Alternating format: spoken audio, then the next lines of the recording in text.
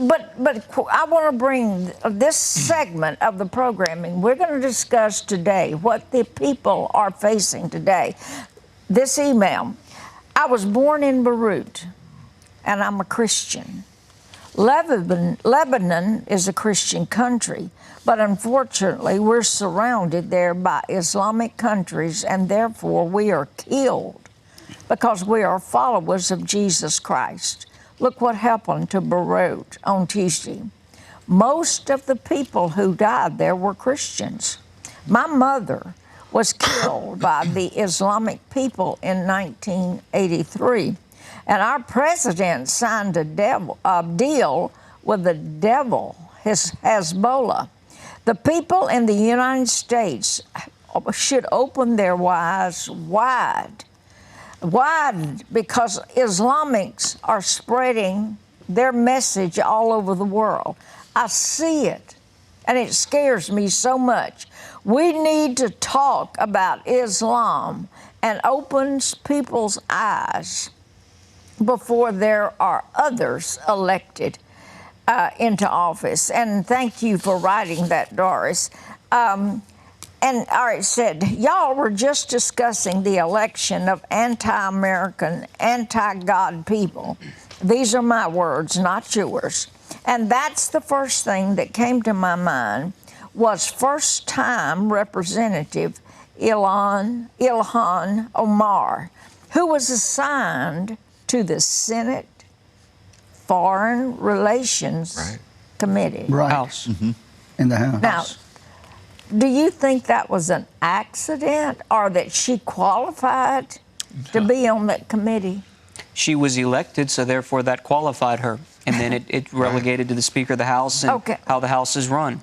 Given her Muslim outright hate of America, this is a very scary thought. She may still be on that committee. Yes, she is. Of course. Now, as you and the panel are discussing, God help America, especially the Christians and pastors. We'd better pray that this election goes the right way. What we now know will be gone. America that we now know will be gone unless God, in His mercy, intercedes. Will He intervene on behalf of ungodly people?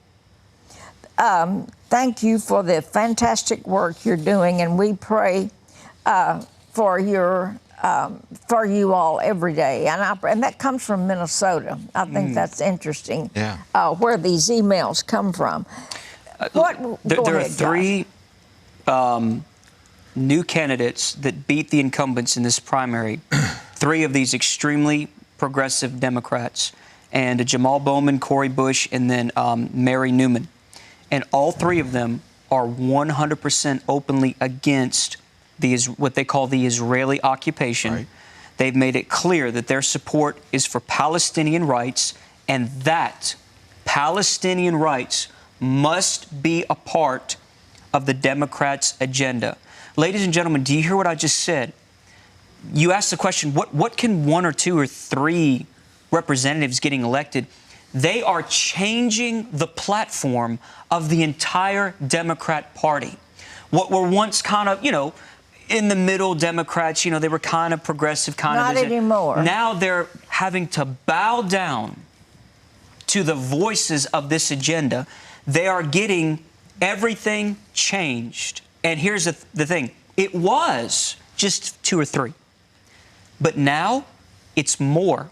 Even Rashida Tlaib said the squad is growing. Yeah, they're all saying that. They had some pictures on the screen, and I'm going to ask Armando if they put those back. Josh, I want you to introduce who these people are and what they stand for.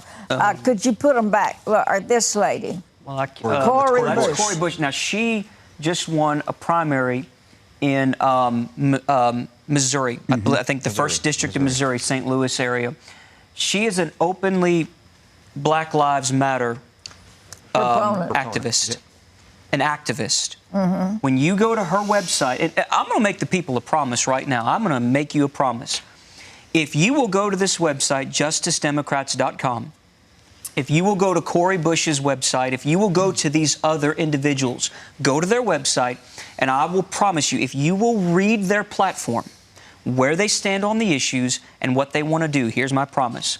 If you're a Christian and you love this country and you appreciate the freedoms that you have, I'm going to promise you this. First of all, what's going to happen is you're going to be shocked. When you pick yourself up off the floor after you've read what they want to do, you're going to be angry because you're going to see what they're trying to do to this country. And the third thing that's going to happen is you are going to be more incentivized to pray and intercede for this country than ever before. And lastly, you will be more incentivized than ever to go register to vote and to vote. So I will make you that promise that if you go read what Cori Bush and what others, they may put some others up on the screen, but you can see a list of all of these folks. But I'm going to ask you one last thing.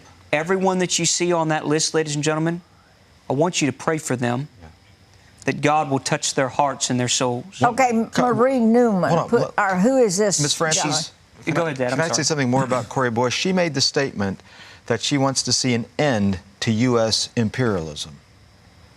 These individuals are anti. This Marie Newman. No, I'm talking about. I'm still on Cory Booker. Oh yeah, okay. But she wants to see an end to U.S. imperialism. Their understanding of American history has been perverted or twisted, or they're willing to twist it to meet their narrative. And this is the danger we're facing. She beat a 10-term incumbent for her position in the race that she had just had against Lacy Clay.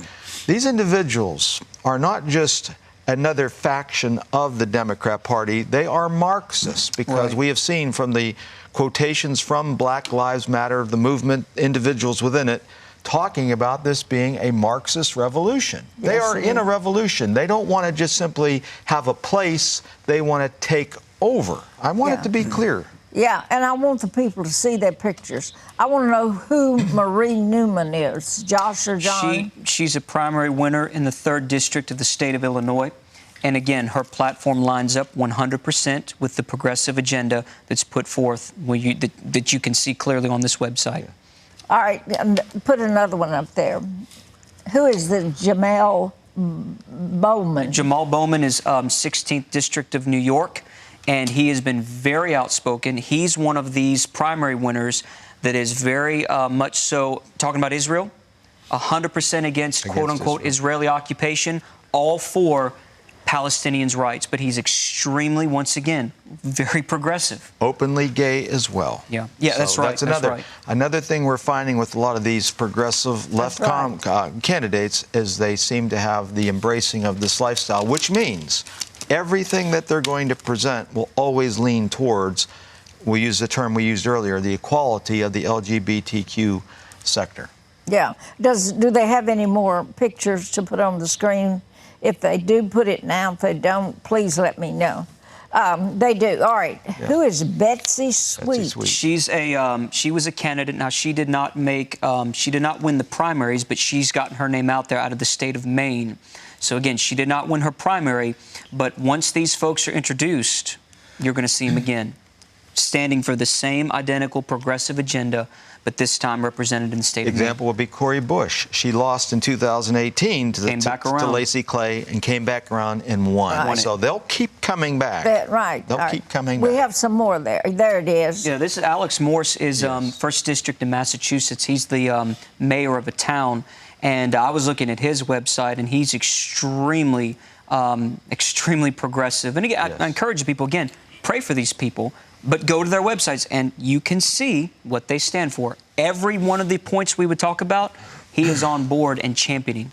You say progressive. What's the next word?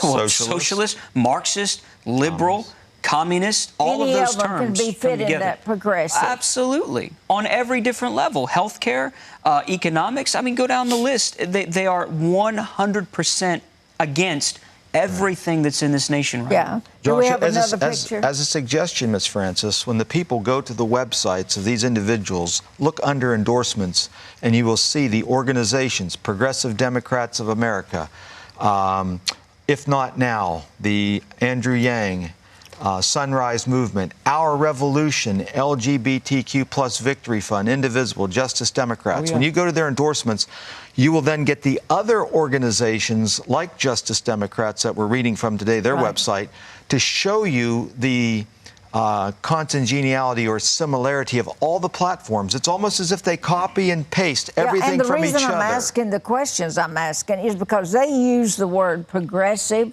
or justice. Justice for everybody. Or like Hillary Clinton, I heard her say, I am a progressive Democrat. Well, that doesn't sound too bad. But if you got to look at all the different people that call themselves progressive Democrats, I mean, you got Nazism that falls under that, communism that falls under that. So identifying someone as a progressive, you got to say more than that. Well, what they say is they want to bring about change. That's the word that keeps coming, is change. And you know, when you read on these websites what their mission is, let me read what the mission. Well, I won't take that. All I'll say is this: they want to bring about change. They want to change everything. We heard that with President Obama, and the man kept his promise. Yes. He kept his promise. And in fact, to be humorous, instead of dollar bills, now all we have is change. But seriously, change is what they want. They want to change everything. But here's the problem. What do they want to change? And what do they want to change to? That's what we never pay attention. Where are they going with their change? They may identify there are problems in this country, but what's the solution? And that was the platform that